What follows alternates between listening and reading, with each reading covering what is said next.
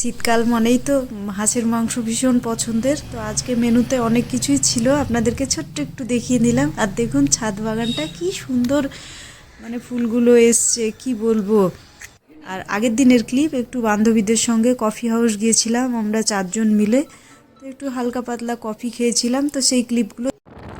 তো আমাদেরকে এইভাবে প্রত্যেক দিন 40 কিলোমিটার, না sorry 50 kilometre up and down, 100 kilometre যাওয়া আসা করতে হয় ঠান্ডার দিন, বুঝতেই পারছেন। আর হেলমেটটা নেওয়ার কারণ হচ্ছে আমার একজন ফ্যান আছেন যিনি আমাকে বারবার রিকোয়েস্ট করেন যে তাপসী হেলমেটটা অবশ্যই পরে যাবে, কেন প্রত্যেক দিনের তোমার যাওয়া আসা আর ন্যাশনাল হাইওয়ে দিয়ে যেতে হয়, তোমার সেফটির জন্যে হেলমেটটা তুমি অবশ্যই নেবে। তো আমি তার কথা শুনেই হেলমেটটা সবসময় পরি।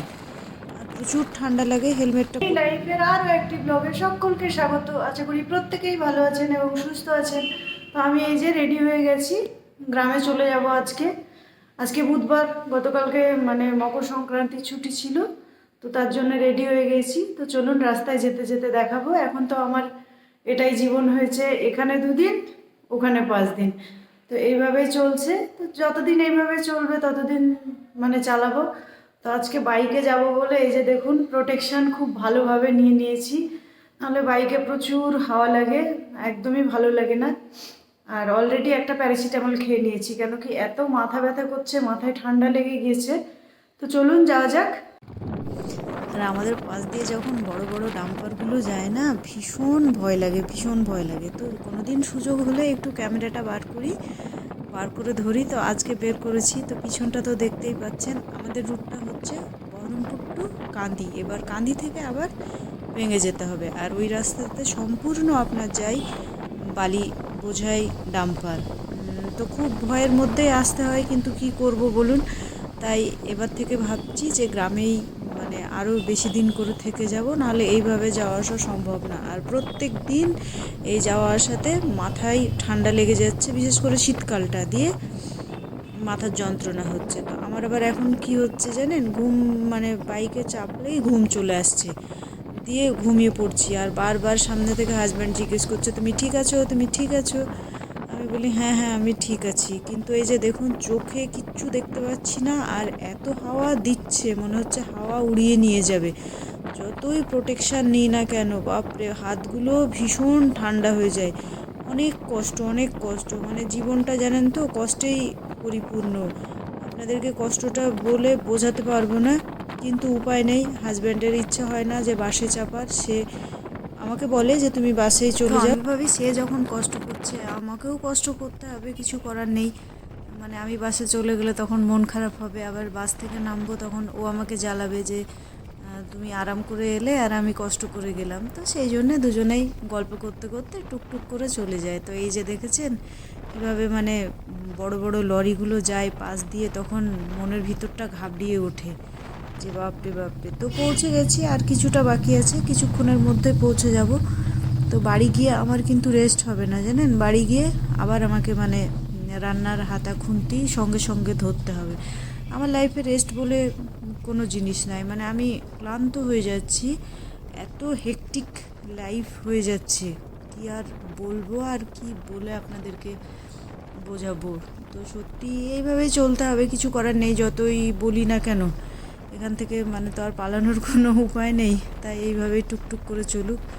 তো আজকে কথাই আছে যে বাড়ি গিয়ে বানানো হবে মটরশুঁটির কচুরি। তো চলুন আপনাদেরকে তো মানে কতটুকু কি পারবো ততটুকু শেয়ার করে দেব যে কি কি বানিয়েছি না বানিয়েছি। তো এই যে বাড়ি এসে মটরশুঁটির কচুরির প্রিপারেশান তৈরি হয়ে গেছে। তো মটরশুঁটিটাকে সেদ্ধ করে বেটে নিয়েছি, তো জলটা মেরে দিয়ে দিলাম, নাহলে পুরটা যখন ভরবো তখন মানে ফেটে ফেটে যাবে। আর এদিকে এই যে ময়দাটা মেখে নিব, তার জন্যে তেল নিলাম আর লবণ আর চিনি দিয়ে ভালোভাবে ময়ান দিয়ে ময়দাটাকে মাখতে হবে। ময়দা যদি মাখা ভালো না হয় তাহলে কিন্তু আপনার মটরশুঁটির কচুরি সুন্দর হবে না। হ্যাঁ, তবে পুর দেওয়ার পরে হালকা পাতলা ফেটে যায়। আর জোয়ানটা দিলাম কেন জানেন, যাদের ময়দা খেলে গ্যাস অম্বল হয়, জোয়ানটাকে বসে দিলে বলবো না যে গ্যাস অম্বল হবে না, কিন্তু কিছুটা কমে যাবে গ্যাস অম্বলটা। তো ময়দা যখনই ব্যবহার করবেন ময়দার মধ্যে কিন্তু জোয়ানটা দেবেন। আর ঘরের মধ্যে ভিডিওটা করছি বলে একটু লাইটটা কম আছে, অন্ধকার অন্ধকার লাগছে, তো আপনারা কষ্ট করে দেখে নেবেন। তো ওই যে ময়দায় ময়ান দিয়ে এবার আস্তে আস্তে জল দিয়ে খুব ভালো করে মেখে নেব। তো ময়দাটা ভালোভাবে মেখে নিই, একটু একটু করে জল দিয়ে, নাহলে একসঙ্গে আবার জল দিলে পেটে হয়ে যাবে কিংবা বেশি হয়ে যাবে। তো সেই জন্যে ময়দা মাখা কমপ্লিট হয়ে গেছে। তো একে আমি আধা ঘন্টা রেস্টে রেখে দেব, তারপরে আবার মানে সেটাতে শুরু হবে। এই যে আমি ঢেকে রেখে দিলাম, রেখে দেওয়ার পরেও আরও অন্যান্য যে কাজগুলো করছি, কিন্তু আধা ঘন্টা পরে আবার সেটাকে খুব ভালোভাবে মাখলাম। তো এবার ময়দার মধ্যে আপনার এটা মটরশুঁটির পুরটাকে ভরে নেব। হ্যাঁ, আর একটা কথা মনে রাখবেন, মটরশুঁটির পুরটা যেন সবসময় ঠান্ডা হয়, আর ওতে নর্মাল যে আদা রসুন যে জিনিসগুলো দেবার প্রত্যেকটাই দেবেন। আর যদি ঠান্ডা না হয় না, গরম পুর ভরতে যান, তো যেই আপনি কচুরিটা বেলতে যাবেন ফটফট করে ফেটে যাবে, কচুরি কিন্তু খুব একটা ভালো হবে না।